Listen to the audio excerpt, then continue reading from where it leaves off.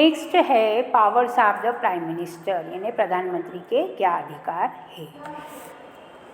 The constitution does not से very much about the powers of the prime minister or the ministers or their relationship with each other, but as head of the government. The prime minister was wide-ranging powers. He chairs cabinet meetings. He coordinates the work of different departments. His decisions are final in case disagreements arise between departments. He exercises general supervision of different ministers. All ministers work under his leadership. The Prime Minister distributes and redistributes work to the ministers. He also has power to dismiss ministers. When the Prime Minister quiets, the entire ministry quiets. संविधान में प्रधानमंत्री या मंत्रियों के अधिकारों या एक दूसरे से उनके संबंध के बारे में बहुत कुछ नहीं कहा जाता है, लेकिन सरकार के प्रमुख के नाते प्रधानमंत्री के व्यापक अधिकार होते हैं। वह कैबिनेट की बैठकों की अध्यक्षता करता है, वह विभिन्न विभागों के कार्यों का समन्वय करता है, विभागों के विवाद के मामले में उसका निर्णय अंतिम माना जाता है, वह विभिन्न विभागों की सामान्य निगरानी भी करता है। सारे मंत्री उसी के नेतृत्व में काम करते हैं। प्रधानमंत्री मंत्रियों को काम का वितरण और पुनर्वितरण भी करता है। उसे किसी मंत्री को बर्खास्त करना का अधिकार भी होता है। जब प्रधानमंत्री अपना पद छोड़ता है तो पूरा मंत्रिमंडल भी इस्तीफा दे देता है। Thus, if the cabinet is the most powerful institution in India, within the cabinet it is the prime minister who is the most powerful. इस तरह अगर भारत में कैबिनेट सबसे अधिक प्रभावशाली संस्था है तो कैबिनेट के भीतर सबसे प्रभावशाली व्यक्ति प्रधानमंत्री होता है। प्रधानमंत्री के अधिकार हाल के दशकों में इतने बढ़ गए हैं कि संसदीय लोकतंत्र को कभी कभी सरकार का प्रधानमंत्री रूप कहा जाने लगा है। भारत के पहले प्रधानमंत्री जवाहरलाल नेहरू ने ढेर सारे अधिकारों का इस्तेमाल किया क्योंकि उनका जनता पर बहुत अधिक प्रभाव था, लेकिन हाल में वर्षों में भारत में गठबंधन की राजनीति के उभार से प्रधानमंत्री के अधिकार कुछ हद तक सीमित हुए हैं। गठबंधन सरकार का प्रधानमंत्री अपनी मर्जी से फैसले नहीं कर सकता।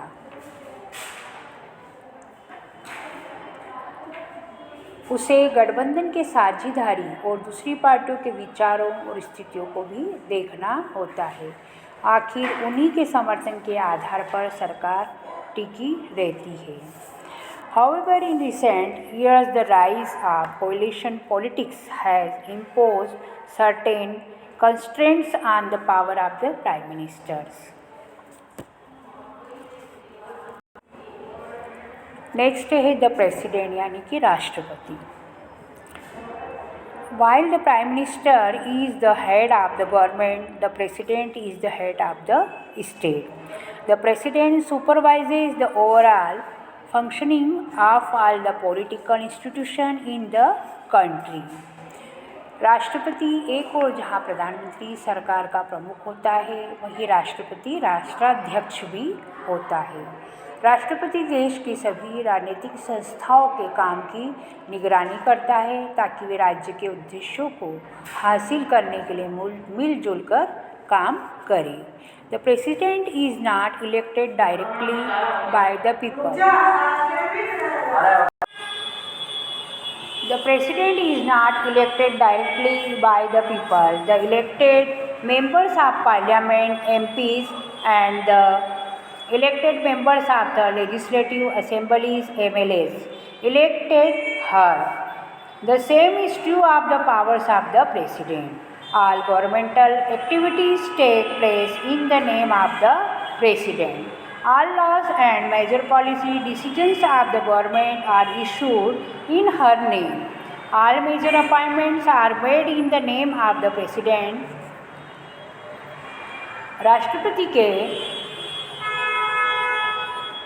राष्ट्रपति का चयन जनता द्वारा प्रत्यक्ष रूप से नहीं किया जाता।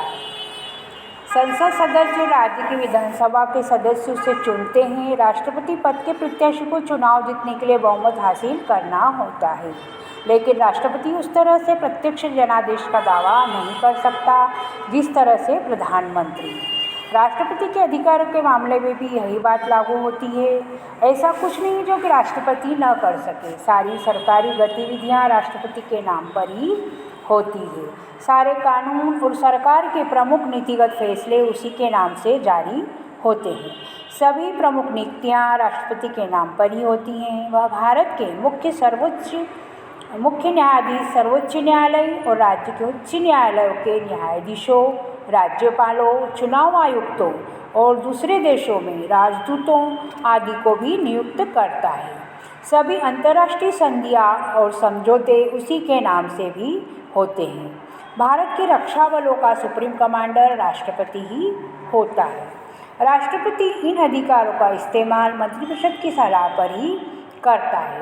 राष्ट्रपति मंत्रिपरिषद को अपनी सलाह पर पुनर्विचार करने के लिए भी कह सकता है। इसी प्रकार संसद द्वारा पारित कोई विधेयक राष्ट्रपति की मंजूरी के बाद ही कानून बनता है। अगर राष्ट्रपति चाहे तो उसे कुछ समय के लिए रोक भी सकता है, लेकिन अगर संसद दोबारा विधेयक पारित करती है तो उसे उस पर हस्ताक्षर करने ही पड़ते हैं। राष्ट्रपति प्रधानमंत्री की नियुक्ति। जब कोई पार्टी या गठबंधन चुनाव में बहुमत हासिल कर लेता है तो राष्ट्रपति के पास कोई विकल्प नहीं होता। उसे लोकसभा में बहुमत वाली पार्टी या गठबंधन के नेता को प्रधानमंत्री नियुक्त करना होता है। जब किसी पार्टी या गठबंधन को लोकसभा में बहुमत हासिल नहीं होता तो राष्ट्रपति अपने विवेक से काम लेता है। वह ऐसे नेता को नियुक्त करता है जो उसकी राज्य में लोकसभा में बहुमत जुटा सकता है। The President exercises all these powers only on the advice of the Council of Ministers. A bill passed by the Parliament becomes a law only after the President gives assent to it. But if the Parliament passes the bill again, she has to sign it. Appoint the Prime Minister. When no party or coalition gets a majority in the Lok Sabha, the President exercises her direction. The President appoints a leader who in her opinion can muster majority support in the Lok Sabha. Next है the judiciary. इस बार भी हम सरकारी आदेश की उसी कहानी पर लौटते हैं जिससे हमने शुरुआत की थी, यानी न्यायपालिका के बारे में। यह कहानी कितनी अलग हो सकती थी। याद कीजिए कि इस कहानी का उस समय संतोषजनक अंत हो गया है। जब सर्वोच्च न्यायालय ने फैसला सुनाया, इसे हर किसी ने स्वीकार कर लिया था।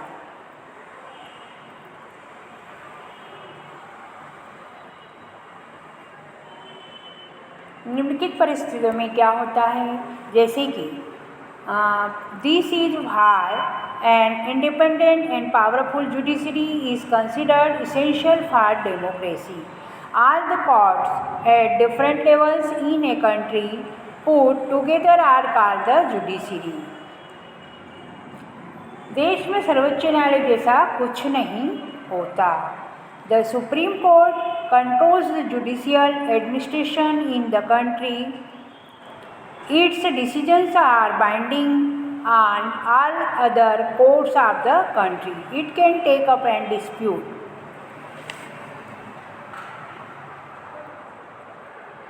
देश में सर्वोच्च न्यायालय जैसा कुछ नहीं होता। सर्वोच्च न्यायालय तो होता है पर उसके पास सरकार की कार्यवाही को आंकने का अधिकार नहीं होता। उसे अधिकार होता मगर सर्वोच्च न्यायालय से कोई निष्पक्ष न्याय की उम्मीद नहीं रखता। भले ही वह निष्पक्ष फैसला सुना देता है, लेकिन सरकार के आदेश के खिलाफ अपील करने वाले उसके फैसले को नहीं मानते। इसी वजह से लोकतंत्र के लिए स्वतंत्र और प्रभावशाली न्यायपालिका को जरूरी माना जाता है। देश के विभिन्न स्तरों पर मौजूद अदालतों को सामूहिक रूप से न्यायपालिका कहा जाता है। भारतीय न्यायपालिका में पूरे देश के लिए सर्वोच्च न्यायालय, राज्यों में उच्च न्यायालय, जिला न्यायालय और स्थानीय स्तर के न्यायालय होते हैं। सर्वोच्च न्यायालय देश में न्यायिक प्रशासन को नियंत्रित करता है। देश की सभी अदालतों को उसका फैसला मानना ही होता है। वह इनमें से किसी भी विवाद की सुनवाई कर सकता है। Between citizens of the country, the supreme court controls the judicial administration in the country. Its decisions are binding on all over other courts of the country. It can take up any dispute. Between citizens of the country, देश के नागरिक के बीच. Between citizens and government, नागरिक और सरकार के बीच. Between two or more state governments are, दो या उससे अधिक राज्य सरकारों के बीच. और between governments at the union and state level, केंद्र और राज्य सरकार के बीच. It is highest court of appeal in civil and criminal cases. It can hear appeals against the decisions of the high court. यह फौजदारी और दीवानी मामलों में अपील के लिए सर्वोच्च संस्था है. यह उच्च न्यायालय के फैसलों के खिलाफ सुनवाई कर सकता है. Independence of the judiciary means that it is not under the control of the legislature और द एग्जीक्यूटिव. न्यायपालिका की स्वतंत्रता का मतलब है कि वह विधायिका या कार्यपालिका के नियंत्रण में नहीं है. न्यायाधीश सरकार के निर्देश या सत्ताधारी पार्टी की मर्जी के मुताबिक काम नहीं करते. राष्ट्रपति सर्वोच्च न्यायालय और उच्च न्यायालय के न्यायाधीशों को प्रधानमंत्री की सलाह पर और सर्वोच्च न्यायालय के मुख्य न्यायाधीश के मशवरे से नियुक्त करता है. The judge of the Supreme Court and the High Courts are appointed by the President on the advice of the Prime Minister and in consultation with the Chief Justice of the Supreme Court.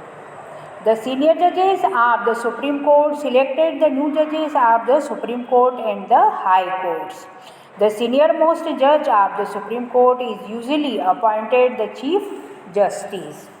सर्वोच्च न्यायालय के वरिष्ठ न्यायाधीश सर्वोच्च न्यायालय और उच्च न्यायालयों के नए न्यायाधीशों को चुनते हैं. सर्वोच्च न्यायालय के सबसे वरिष्ठ न्यायाधीश को ही अमूमन मुख्य न्यायाधीश नियुक्त किया जाता है. एक बार किसी व्यक्ति को सर्वोच्च न्यायालय या उच्च न्यायालय का न्यायाधीश नियुक्त करने के बाद उसे उसके पद से हटाना लगभग असंभव हो जाता है. उसे हटाना भारत के राष्ट्रपति को हटाने जितना ही मुश्किल है. किसी भी न्यायाधीश को संसद के दोनों सदनों में अलग अलग 2/3 बहुमत से अविश्वास प्रस्ताव पारित करके ही हटाया जा सकता है. भारतीय लोकतंत्र में ऐसा कभी नहीं हुआ. The judiciary in India is also one of the most powerful in the world. The Supreme Court and the High Courts have the power to interpret the Constitution of the country. Bharat की न्यायपालिका दुनिया की सबसे अधिक प्रभावशाली न्यायपालिकाओं में से एक है. सर्वोच्च न्यायालय और उच्च न्यायालय को देश के संविधान की व्याख्या का भी अधिकार है. अगर उन्हें लगता है कि विधायिका का कोई कानून या कार्यपालिका की कोई कार्यवाही संविधान के खिलाफ है तो वे केंद्र और राज्य स्तर पर ऐसे कानून या कार्यवाही को अमान्य घोषित कर सकते हैं. The powers and the independence of the Indian judiciary allow it to act as the guardians of the fundamental rights. That the citizens have a right to approach the courts to seek remedy in case of any violation of their rights. In recent years, the courts have given several judgments and directives to protect public interest and human rights. The courts intervene to prevent the misuse of the government's power to make decisions. That is why the judiciary enjoys a high level of confidence among the people. भारतीय न्यायपालिका के अधिकार और स्वतंत्रता उसे मौलिक अधिकार के रक्षक के रूप में काम करने की क्षमता भी प्रदान करते हैं. नागरिकों को संविधान से मिले अपने अधिकारों के उल्लंघन के मामले में इंसाफ पाने के लिए अदालतों में जाने का भी अधिकार है। हाल के वर्षों में अदालतों ने सार्वजनिक हित और मानवाधिकारों के संरक्षण के लिए विभिन्न फैसले और निर्देश दिए हैं। सरकार की कार्यवाहियों से जनहित को ठेस पहुंचने की स्थिति में कोई भी अदालत जा सकता है। इसे जनहित याचिका कहते हैं। अदालतें सरकार को निर्णय करने की शक्ति के दुरुपयोग से रोकने के लिए हस्तक्षेप भी करती है। वे सरकारी अधिकारियों को भ्रष्ट आचरण से रोकती हैं। इसी वजह से लोगों के बीच न्यायपालिका को काफ़ी विश्वास हासिल है। अब नेक्स्ट है, हम कुछ इम्पोर्टेंट पॉइंट्स के बारे में जानेंगे, जैसे कि coalition government. A government formed by an alliance of two or more political parties, usually when no single party enjoys majority support of the member in a legislature. गठबंधन सरकार विधायिका में किसी एक पार्टी को बहुमत हासिल न होने की सूरत में दो या उससे अधिक राजनीतिक पार्टियों के गठबंधन से बनी सरकार कहलाती है। एग्जीक्यूटिव यानी कि कार्यपालिका। A body of persons having authority to initiate, measure policies, make decisions and implements them on the basis of the constitution and laws of the country. कार्यपालिका व्यक्तियों का ऐसा निकाय होता है जिसके पास देश के संविधान और कानून के आधार पर प्रमुख नीति बनाने, फैसले करने और उन्हें लागू करने का अधिकार होता है। नेक्स्ट है गवर्नमेंट यानी कि सरकार। A set of institution that have the power to make, implement and interpret laws so as to ensure an orderly life. In its broad sense, government administrators and supervises over citizens and resources of a country. सरकार संस्थानों का एक ऐसा समूह जिसके पास देश में व्यवस्थित जनजीवन सुनिश्चित करने के लिए कानून बनाने, लागू करने और उसकी व्याख्या करने का अधिकार होता है। व्यापक अर्थ में सरकार किसी देश के लोगों और संसाधनों को नियंत्रित और उनकी निगरानी भी सरकार ही करती है। नेक्स्ट है जुडिशरी यानी कि न्यायपालिका। An institution empowered to administer justice and provide a mechanism for the resolution of legal disputes. All the courts in the country are collectively referred to as judiciary. न्यायपालिका एक राजनीतिक संस्था जिसके पास न्याय करने और कानूनी विवादों को निपटारे का अधिकार होता है। देश की सभी अदालतों को एक साथ न्यायपालिका के नाम से भी पुकारा जाता है। नेक्स्ट है legislature. An assembly of people's representatives with the power to enact laws for a country. In addition to enacting laws, legislators have authority to raise taxes and adopt the budget and other money bills. विधायिका जनप्रतिनिधियों की सभा होती है जिसके पास देश का कानून बनाने का अधिकार होता है। कानून बनाने के अलावा विधायिका को कर बढ़ाने, बजट बनाने और दूसरे वित्त विधेयकों को बनाने का विशेष अधिकार होता है। नेक्स्ट है पॉलिटिकल इंस्टीट्यूशन यानी राजनीतिक संस्था। A set of procedures for regulating the conduct of government and political life in the country. राजनीतिक संस्था वो होती है देश की सरकार और राजनीतिक जीवन के आचार को नियमित करने वाली प्रक्रियाओं का समूह राजनीतिक संस्था कहलाता है। अब आया रिजर्वेशंस यानी कि आरक्षण। भेदभाव के शिकार वंचित और पिछड़े लोगों और समुदायों के लिए सरकारी नौकरियों तथा शैक्षिक संस्थाओं में पद एवं सीटें आरक्षित करने की नीति को आरक्षण कहा जाता है। नेक्स्ट है स्टेट यानी कि राज्य। देश, राष्ट्र और राज्य को समानार्थी के रूप में प्रयोग किया जाता है। राज्य शब्द का एक अन्य प्रयोग किसी देश के अंदर की प्रशासनिक इकाइयों या प्रांतों के लिए भी होता है। राजस्थान, त्रिपुरा आदि भी कई राज्य कहे जाते हैं।